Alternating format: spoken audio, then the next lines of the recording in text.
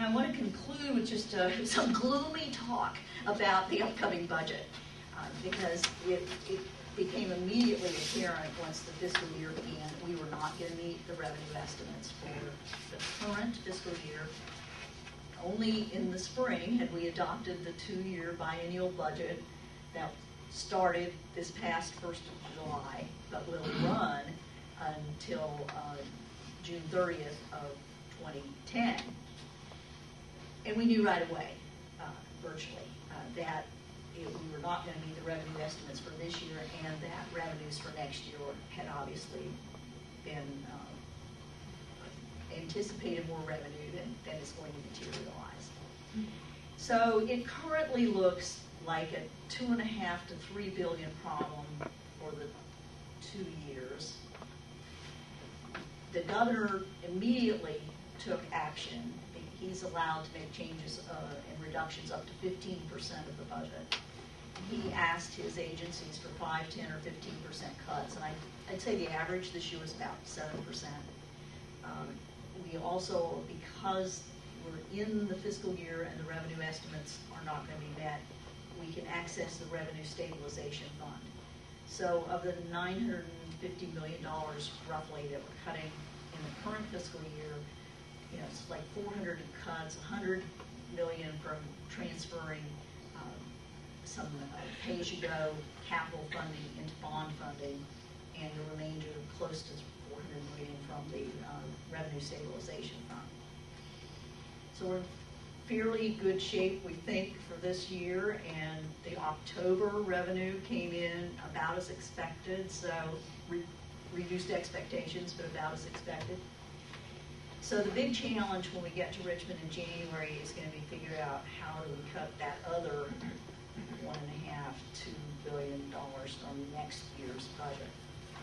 For the current year, we were able to exclude any reductions in K-12 education. It's obviously during a school year.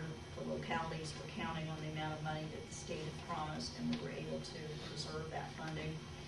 And Medicaid is the next largest single area of the state budget, and that did not suffer cuts this current year.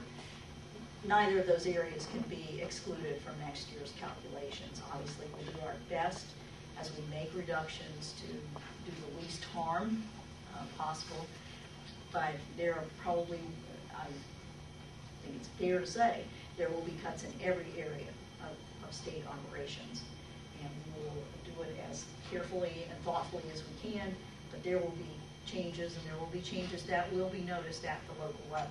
And then it's going to be up to the localities to decide, is this something we can make up for locally? They're not in good fiscal positions either, because the economy affects all revenue. So there will be changes from the state that will adversely impact the locality. We will do that as little as possible, but there will be some. And then the school board and the county board are going to have to look at what those reductions may be. And I'm not, I can't really say right now what they're going to be. But just for an example, in the current fiscal year, the state health department got a cut. Warrenton has a locally operated state health department. Well, they got an equal percentage cut in the Arlington Health Department. So they've had to already start making some adjustments in the Arlington County Health Department. That's an example of the kind of thing, and obviously if we have to go into K-12 education, the school board will have a real challenge to try to figure out how to do without whatever amount of state money is missing for next year and adjust accordingly. So I don't have a lot of answers for you right now about what those reductions are going to be, but I would urge you to be alert and watch the news accounts.